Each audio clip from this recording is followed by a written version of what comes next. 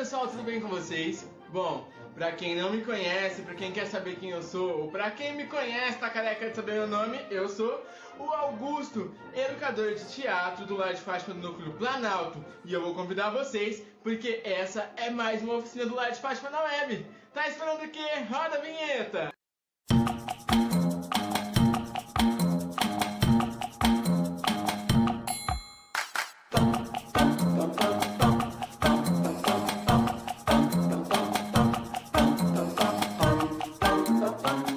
E na aula de hoje, pessoal, eu darei continuidade a uma das minhas matérias favoritas. Hoje eu continuarei falando sobre a história do teatro e como nós chegamos com essa arte até os dias de hoje.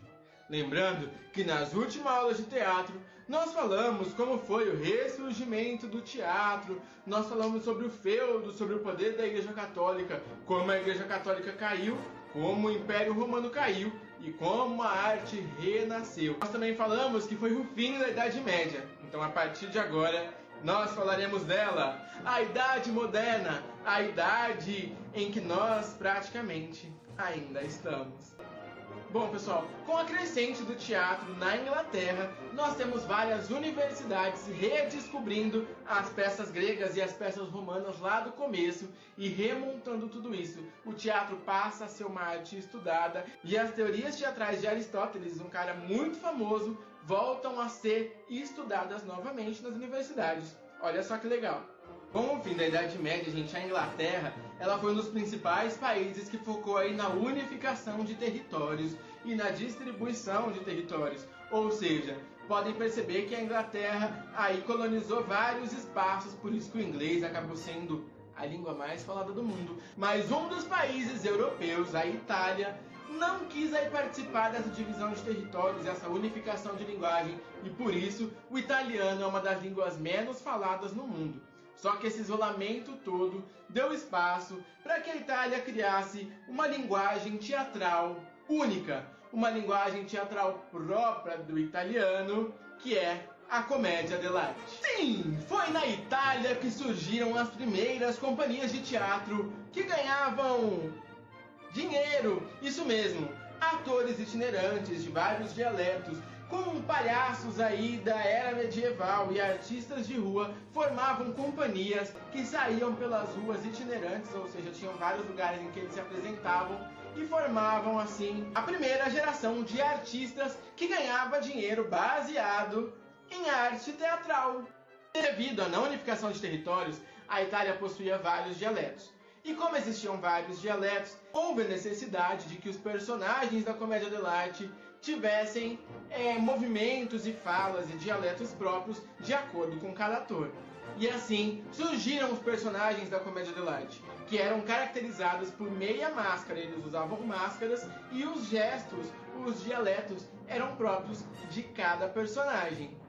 Só lembrando que o jogral de gestos de um personagem é chamado de partitura física, porque assim como uma partitura musical, a partitura física ela segue toda uma linha até chegar no final do espetáculo. Devido a essas linguagens corporais e todo esse jogo gestual, as peças da comédia dell'arte conseguiam ser vistas pela Europa inteira, porque praticamente era baseada no corpo. Existiam os principais nomes da comédia dell'arte.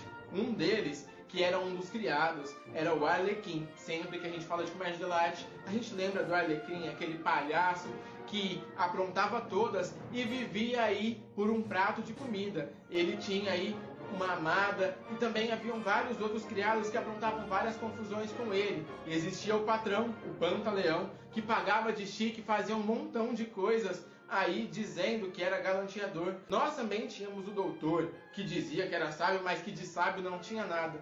Entre vários outros personagens, todos com um figurino próprio, uma linguagem própria e um gestual próprio. Para começar da escala de baixo para cima, nós tínhamos os Zani, os criados, que incluem Arlequim e Colombina, que são muito conhecidos aí pelas fantasias de carnaval.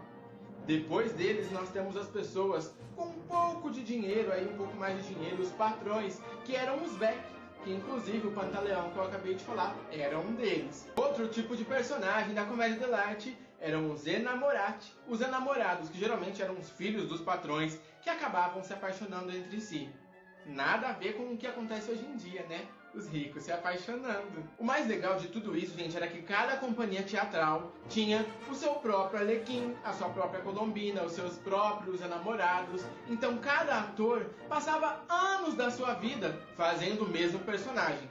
Dessa forma, cada peça que era criada com começo, meio e fim acabava tendo várias aberturas para que o ator pudesse brincar com o personagem. Então, a partir desse texto que era elaborado, o ator poderia sim fazer truques de mágica, piadas e improviso em cima do que era escrito. Por isso, as peças da comédia dell'arte são, na maioria, ditas como peças em que eram quase todas improvisadas. Mas a verdade é essa. Os atores possuíam muita propriedade sobre o personagem, porque eles passavam anos da sua vida fazendo a mesma coisa. E foi nesse mesmo período em que o teatro passou a se profissionalizar que começaram a surgir os primeiros edifícios teatrais. Sim, porque até então as peças de teatro, em sua maioria, eram feitas nos salões do palácio e na frente dos reis. Nessa época, gente, na Itália, começaram a surgir os palcos italianos. Nessa época começamos a falar aí sobre figuras geométricas e por isso os palcos eram compostos por cenários de fundo cheios de figuras geométricas enormes e eles não estavam felizes não, cada vez mais cada companhia começava a lançar coisas novas com cenários cada vez mais bonitos. E essa forma de teatro do palco italiano foi ganhando aí vez e foi ganhando chances pela Europa inteira e ficou conhecida até hoje como a forma mais tradicional de palco. Isso mesmo. O edifício de teatro que você vê hoje em dia foi criado lá na Itália. Mas o que será que estava acontecendo nos outros países fora da Itália, ali na Europa? Como, por exemplo, a Inglaterra. É isso que nós vamos ver na nossa próxima aula de História do Teatro. Ficou curioso? Não perde a próxima aula, que eu vou contar para você como é que isso continua até chegar nos dias de hoje. E aí, gostou da aula? Bom, se você não gostou, assiste de novo. Se você não gostar, assiste de novo, que eu tenho certeza que você vai adorar, porque eu amei. Bom, gente, essa foi mais uma oficina do Lar de Fátima na web. Desde já eu peço, deixa o seu curtir, o seu comentar, compartilhe aí os vídeos para que o meu trabalho possa alcançar mais pessoas, certo? Meu nome é Augusto, eu sou o educador de teatro do Núcleo Planalto do Lar de Fátima e eu espero você, o seu amigo, a sua mãe e todo mundo na próxima aula. Tchau, tchau!